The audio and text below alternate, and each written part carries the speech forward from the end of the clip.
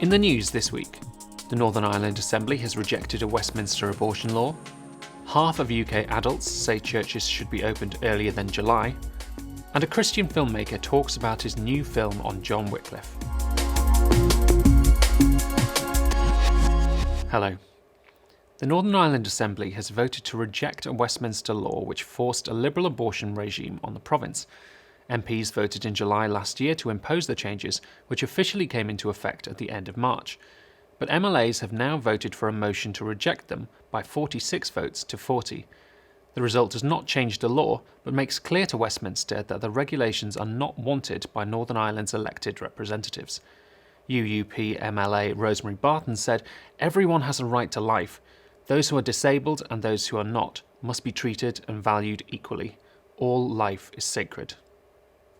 A poll for the National Churches Trust shows nearly half of UK adults support the reopening of church buildings before July if social distancing is maintained.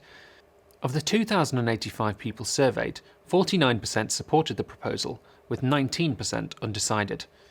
Support was higher among those who attend church regularly, with 2/3 backing the suggestion. When asked which church activity should be the most important to restart after lockdown, 44% selected providing a place for private prayer in their top three. 42% selected holding occasions such as weddings. The government's current plan states that places of worship in England will not be able to reopen before the 4th of July at the earliest. An LGBT organisation has labelled concerned parents small-minded bigots after Warwickshire County Council withdrew misleading guidance on transgenderism. The Trans Inclusion Toolkit, which advised schools to allow transgender pupils to use the toilets, changing rooms and dormitories of their choice, was issued to 300 schools in 2018.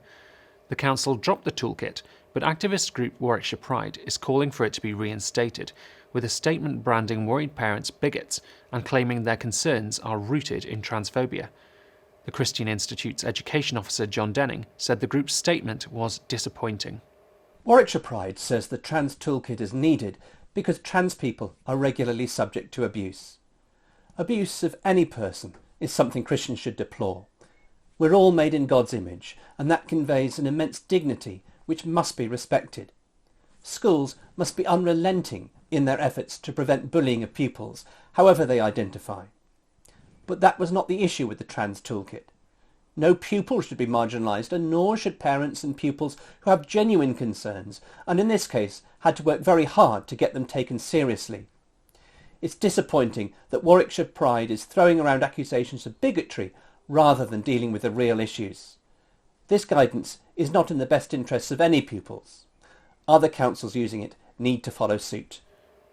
And finally, a Christian filmmaker has shared why he is so keen to tell the fascinating story of Bible translator John Wycliffe in his new film Morningstar. In an exclusive interview, director Murdo MacLeod, who previously made an award-winning film about John Knox, said Wycliffe's life is chapter 1 in the whole Reformation saga. John Wycliffe is known as the morning star of the Reformation, a first flash of light just before the dawn, the full dawn. And in many ways, he is the precursor. He goes beforehand and then everybody else follows. So looking at his story has been fascinating for me, and I hope it will be fascinating for everybody else as they eventually get to watch the film too. Why should the poor inhabitants of our towns and villages be constrained to fill the purses of ungodly priests, since Jesus Christ shed his blood to free us?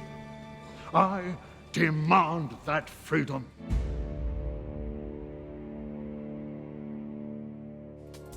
Well, that's all for this week. For regular updates and information on all of our stories, plus much more, visit our website at christian.org.uk. Until next time, goodbye.